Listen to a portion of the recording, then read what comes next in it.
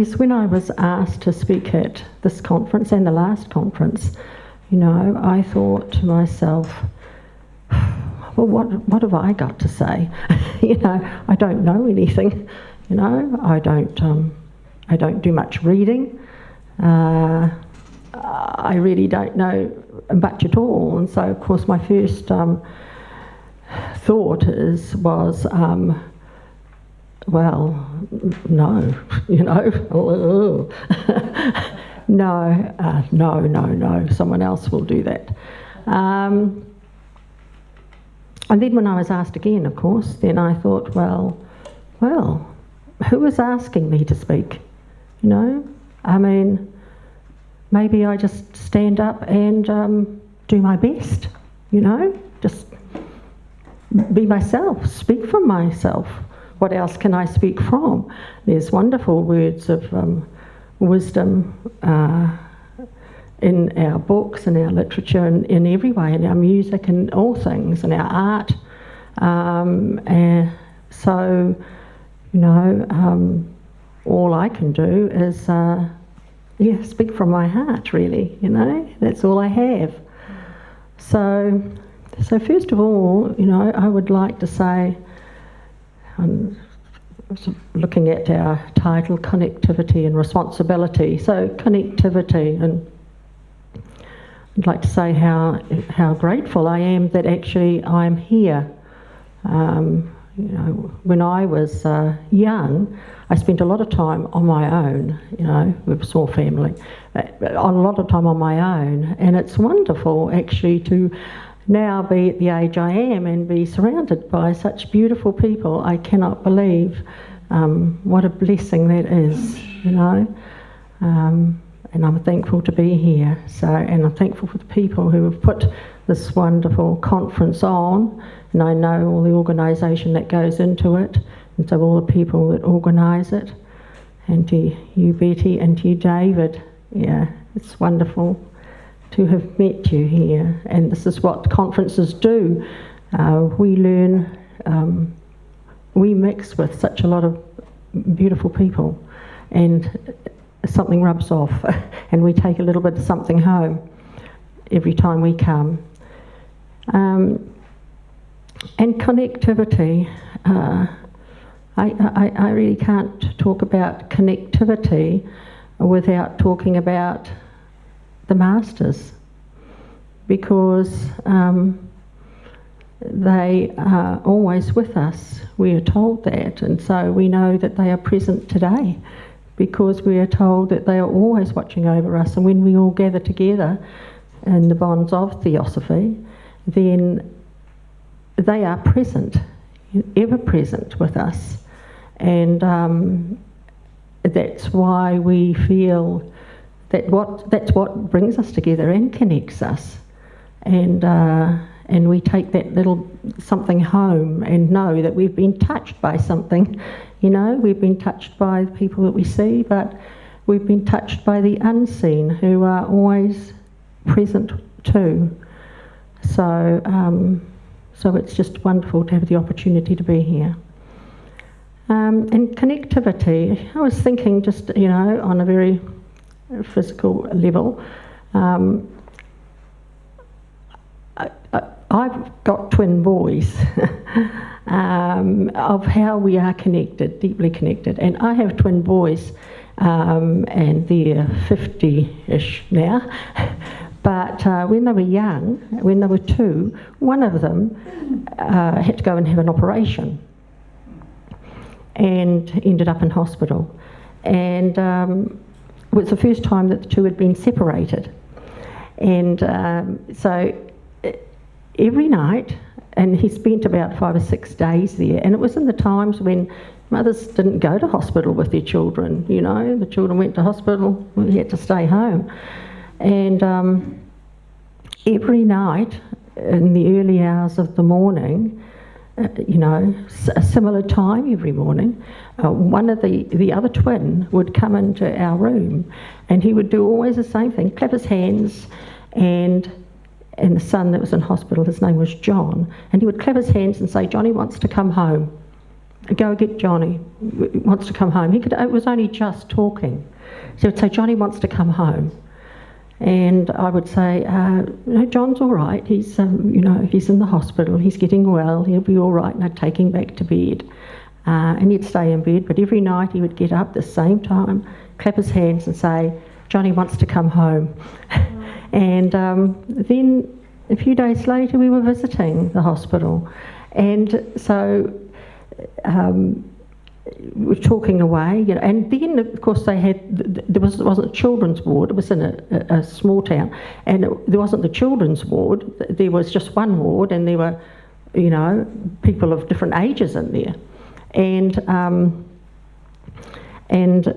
we were talking away, and then the chap from a bed across the way called me over, and I went over, and he said, you've got a lovely son there. He said, every morning he comes and he gets into my bed. He comes at the same time in the early hours of the morning, and he hops into my bed, and I have to ring the buzzer and for the nurses to come and actually take him home, to take him, put him back into his bed. And so when the nurses heard this, they came and had a talk with me, and they said, well, maybe he's missing his twin, and it might be better for him to come home, and so the connection with, is so strong that it's felt, and you particularly see it through twins. There are so many incidences in life, so many things in life that showed how much connected we are, and so we was very pleased to have him home again. In fact, the young boy in hospital, when they did actually come and speak to me about taking him home, he had been climbing up. They caught him outside the hospital climbing up the fence, and they said, what are you doing? He said, I'm going home. That's when they said perhaps he should come home, and he healed very well. So so we experience connectivity, or we recognise it in so many different ways, and then we have our opportunity to experience it ourselves personally. And like your tree, your story of the tree, I had that happened to me too once, just leaning against a tree while taking my little dog for a walk, and she was just walking around there, and I just leant against the tree in a park. It was a big tree, and I leant against this tree, and I was just leaning there, and then all of a sudden I could feel myself growing, and I was growing, and I was a little bit slightly apprehensive first of all, and there was this feeling of expansion, and of growth, until all of a sudden I felt like, again, like I was the tree, and I was watching the cars going past, I was watching people playing, I was watching everything, and I sort of thought, it was like, I could see it all from a different perspective, and what I got from it was, oh yes, life goes on, This tree has seen so much. People come and people go, and, people going around their business, but life goes on in its way. What do we have to worry about, And then when finally, I was sort of like, I could feel this sort of feeling, and the dog was just there. He hadn't gone anywhere. She was just walking around, Yes, so... and so when Renee asked me to... My title...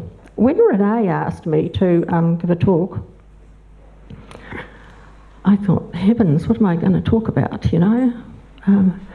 what on earth will you give? Can I have a title? I thought, well, what can I do? What title can I give? And so I thought, well, I've said yes. I have to, man up, as they say, and find a title. So I thought, well, I better sit down on my chair, and I couldn't think about it. There's nothing coming into the mind, and so I sat. But I was so tired, and it was very late at night, and I thought, well, I just better go to bed.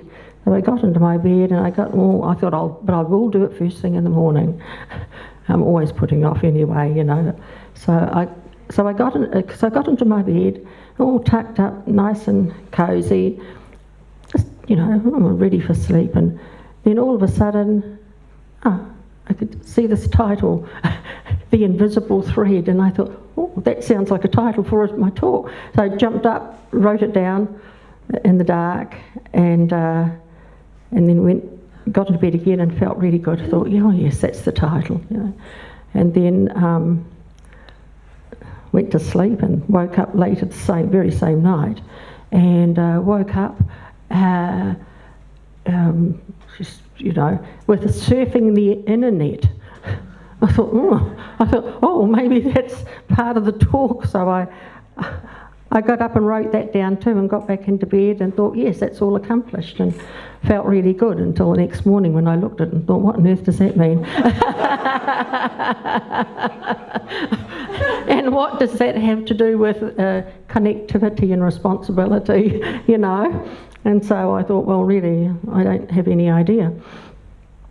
So, but I gave it to Renee and thought, right, well, that's it, and so that's what it's going to be. So, reflecting on the internet, we use the internet so often now. Whatever we want to know, if we want to know something, well, we talk, we ask, we read, or mostly we go on the internet because all the information is on the internet. It's whatever you want to know, there it is. And I don't use it very often actually, because I don't really know how to, so I'm not very good on the internet. And so I began to see that, the internet, yes, what would happen if actually, instead of going onto the internet for my information, I went on the internet? And yes, what does the internet mean? What does that mean for me? So I thought, well, the only way I'm going to know that is by taking a little journey, and I thought, right, well, I'll sit down here and I will just be still and have a few moments silence, and then I will see where I will go in the internet. So I thought, well, like the internet, we need a password. So I thought, well, I think I might need a password. So, what could my password be? So I thought, oh, well, yes, I need a password. So the password, try. And I thought, I'll take that. I'll take that. I just sort of logged it in as my password.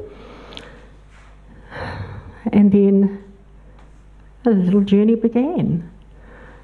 And with connectivity in mind, it just took me to my body, and how it connected our inner in our body, and not our inner, in our physical body. Yeah, and I saw our organs, how they all work together and they're all connected. I saw the blood flow, and recognised the body, how it works so hard and works together to so that to have a body to give expression, so that we can express what we need to express. So I saw this body, and I recognised too that when we have different illnesses or strokes or difficulty with our heart, how we have blocks in our body, in these systems within our body, all these blocks, and I was looking at the blocks, and I saw, was aware, I suppose you'd say, of 4 words that came, that block our system. And there was criticism, complaints, comparisons, condemnation. Yeah. And I saw them as, and these are of ourself, you know. I mean, they're not other people doing that to us, but how we do that, and to ourselves, what's more. And so how this clogs the system.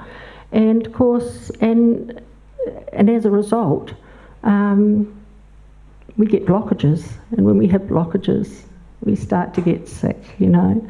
So flowing is really important. It's really important to be able to put aside, you know, put down the things that, the baggage, you know, your own baggage, because nobody else, it's nobody else's baggage. Everything is our own. We need to own our own in that way. So lay it down, you know. I mean, we're going to make mistakes. We're not perfect, you know, but we don't want to be carrying them around with us all the time, you know, to recognise them and honour them for what we've learnt from them, thank them and lay them down. Then we don't have any more use for them and we can move on. And I started to see, even with trees, you know, with their branches, but the sap and the shelter they provide and all the attributes they have. And so I started to sort of see this thread, you know. I thought, whoa, like we have our system, they have their system, to see these systems. And so I, again, felt that I was being just drawn at that point along this thread that connects everything. And then I saw there were colours. And so there was the reds and the oranges and the yellows and the green and the blues and the indigos and the whites, all, you know, it was a movement. It was just a movement of beautiful, beautiful, beautiful colours, much brighter than actually we see in books or, you know, clothing that we wear or anything like that. Just these beautiful, beautiful colours, and in a way, you know, they were almost dancing. And so I was watching those. I was just watching them and just merging with them and being with them and connecting with them. And, you know, and then there were bells which were ringing and some beautiful music, and the music was just taking me somewhere, you know. I just followed the music. It was around me, it was flowing in me, and it was everywhere, and it was the sound of all sounds, and it was just glorious and beautiful. And then, you know, there was a time, and then there was again this drawing, it's almost magnetic, this drawing, and then there were symbols, beautiful, beautiful symbols just floating around. There were circles, there were triangles, they were just all floating and everywhere. They just were made of, it was just those, just symbols, just all these glorious symbols. So there was an awareness of just standing in all this happening, and it's just totally absorbed by it all. And I felt lighter. There was a lightness of feeling. And then I looked up, and then there was a summit. And suddenly I was standing in the summit, and at the top of the summit, and I was naked. I had nothing on. There was nothing. I had nothing on. And I just looked around and I thought, wow, thought is not even the word. I just looked around and saw, I suppose you'd say, this all-knowing, all-seeing, ever-present connectedness to the whole. You know, it was just, yes, we are all one. There's no separateness. Yes, we are all one. And there was a beautiful sigh, like everything sighed like this. And then this great breath. And I saw this connectedness. Everything breathes. And I saw the connectedness to the breath, and the breath that connects all of us, you know. And so I stayed in that, I don't know how long, because time was not, there was no time, you know, until there was this slow feeling of, like, you know, yeah, coming back or something. But I was able to bring it back with me, and I thought, you know, felt that at the top of that summit, if one could remain there for a little while, one could never age.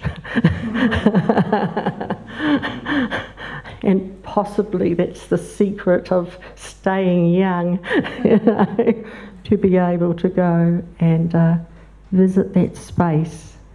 And when I came back from all that, and I sat, and I thought, we have our difficulties, you know. We feel separate in so many ways sometimes. But by looking at the bigger picture, I realised that we could never be separated. We are always one. We never die. We're never born, you know. We never die. We are just expressing, just always expressing. There's nothing really we have to do. There's nothing we have to say. It just all unfolds, and as one thing unfolds, you go with that, then something else, and you go with that, and you just be all that you are, you know, in the most simple and humble and loving way, because that's all we can do, you know. So that's my little story. I'm so grateful, though, to be here. I'm so grateful to be in the Theosophical Society, and it has enriched my life so much. I've learnt so much more about myself, and I continue to learn every day. But to be here amongst my brothers and sisters is a real honour. So, and I thank you so much for allowing me to just express, you know, that I am within, you know. I thank you so much. Yeah, thank you.